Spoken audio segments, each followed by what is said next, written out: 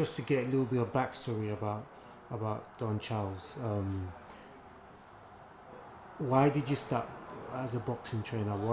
What made you decide?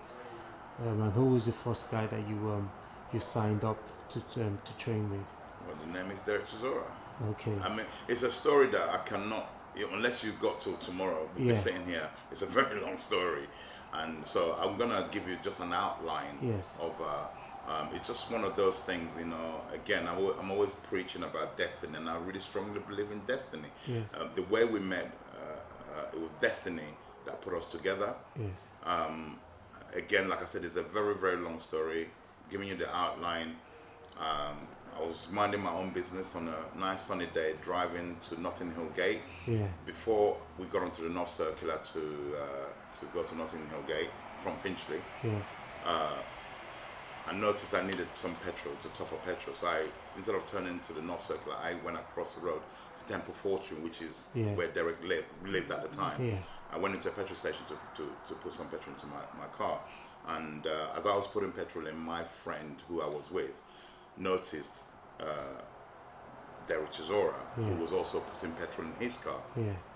So I could hear a voice I didn't actually see. I could hear my friend talking to somebody, said, "Are you a boxer?" Yeah. And I heard a voice said, "Yeah," in a deep voice. Yeah. And I looked at her, I thought, he's a big lad. Yeah. And he was wearing a Finchley amateur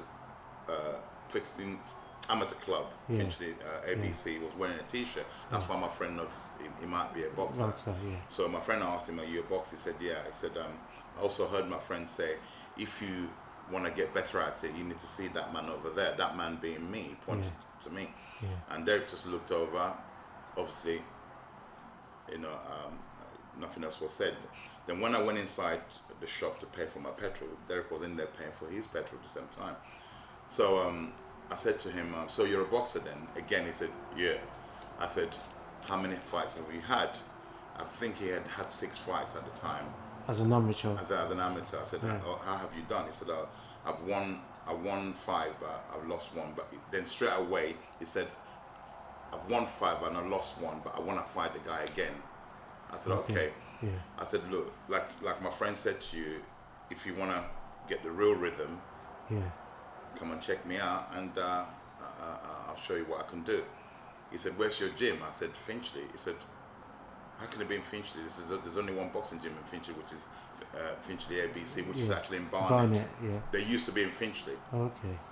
And I said, "Look, I've only just got the keys for the premises.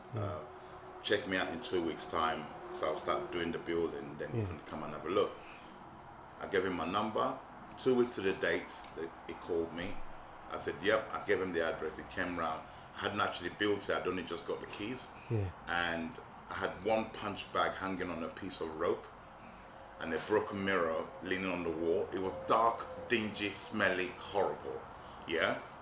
And he came in, and to come in, there are no doors. It's like a metal shutters, and it was broken, so you have to lift it up and wedge it with wood. It stunk in there, and it's full of spiders. Wow. Yeah.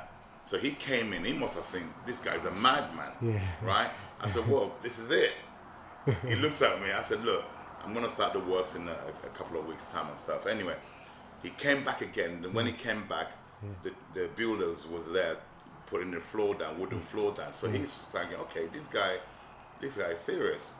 He kept monitoring the progress of the gym being built. Yes. It didn't take us long because we had a short gap to get it together. Within 6 weeks, 6 to 8 weeks, I believe, the gym was able to be occupied. Yeah, I didn't have a boxing ring. I had bags made. Anyway, cut long story short, that's how the relationship was born.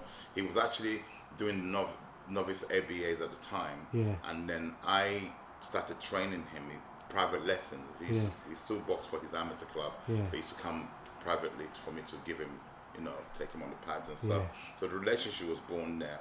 And from there, he went from strength to strength. He won the novices. The following season, he won the ABAs. Yes.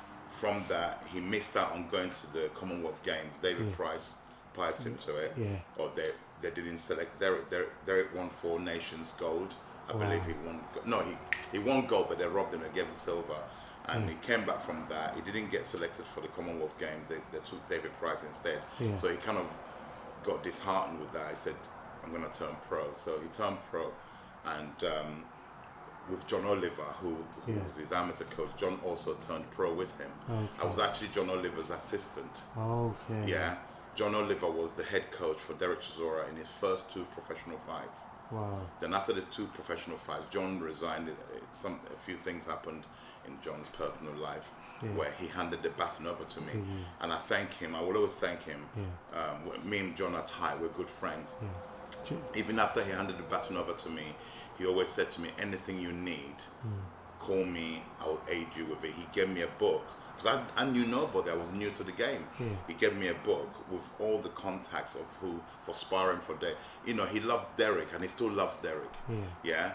So, you know, I found myself in the deep end, right? Yes. And I had to swim out of it. And for Dereck also to trust me, remember, I hadn't trained anybody. Yeah, it's quite. I'm gonna stop there because I get quite emotional about it. Because, right. Yeah. And stop it. Stop it. Stop it.